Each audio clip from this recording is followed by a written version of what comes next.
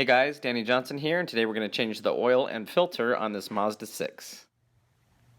Okay, so we just came in with our floor jack and lifted here on the pinch weld, and then we put our jack stand, and you'll see a cutout right about there for when you take it in to go onto a lift, and so that's where we set it down on the jack stand, and then we just left the jack itself here as well, just to make sure that nothing comes down.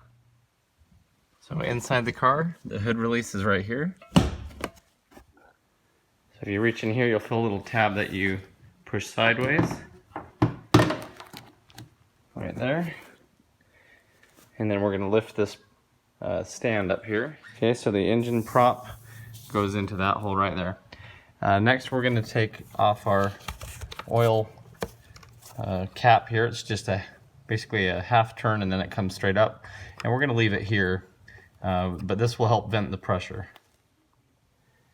Next, you'll need an 8mm Allen in order to take the drain plug off. And so you'll come under the car here. And you'll see the oil pan and the oil filter. And so there's where we're going to put our Allen to remove that. Now, be careful because the oil is going to come out really hot. Okay, so I just put this 8mm Allen in here and I broke it loose. It did take a little bit of force. And here's a little trick. I like to take the Allen and put an extension on it, and then this way you can take the plug out without burning you if it starts to drip. So we have our pan here to catch the oil, and it is going to shoot backwards towards us quite a bit. So as you unscrew the drain plug, apply a slight amount of pressure forward so that the plug doesn't just come out and the oil doesn't just splash out. And then when you get it pretty much to the end here where you feel like it's about to be all the way out, go ahead and put your finger on it here and pull it away. So next for the oil filter, these should be on hand tight. Sometimes you need a oil filter wrench, and I can show you one of those in a minute, but basically just unspin it here, and it's going to go ahead and leak on it, so just let it drain out a little bit, and then you'll be able to spin it off the rest of the way, and dump it out, and set it aside. Now you want to check the oil filter adapter where it came off, and make sure there's no O-rings still on there, and clean it off. Next, take your new oil filter and make sure that it's the same overall diameter as the old one on the O-ring there. Sometimes the filters are taller or shorter than them, but as long as it's the same diameter, that's good, and you want to put some oil on that seal there. Next, take some fresh oil, and you're going to fill the new filter just down the middle, and it will slowly eat up some of that oil as it absorbs, and you'll just continue to fill it a little more. This car, the oil filter system is really good that the filter goes on almost straight up because you'll be able to pre-fill the oil filter like this and screw it back on. So now lift the filter back on, and I like to give it a turn to the left counterclockwise and then to the right, and that seems to help it seat. It should be able to spin freely like this, and then you'll know it's not being cross-threaded. Make sure that you get it good and hand tight.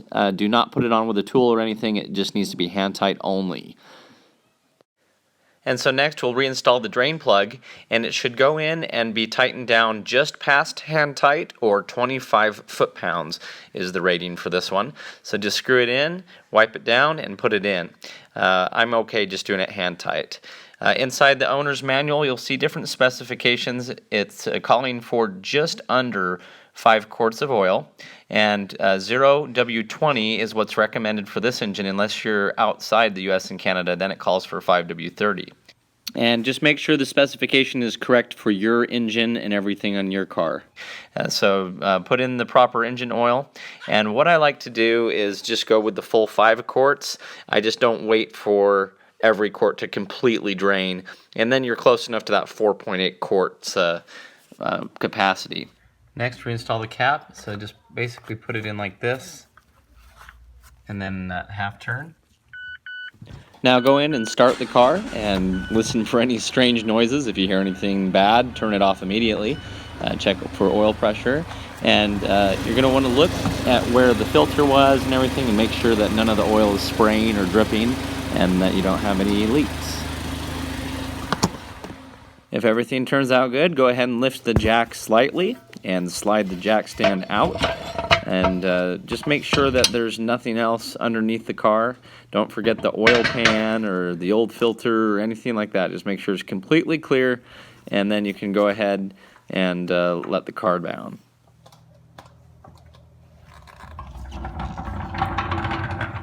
Next, pour the oil back into the containers that you have and take them over to a auto parts store or somewhere that collects oil. I like to do it in a box like this, keeps it clean.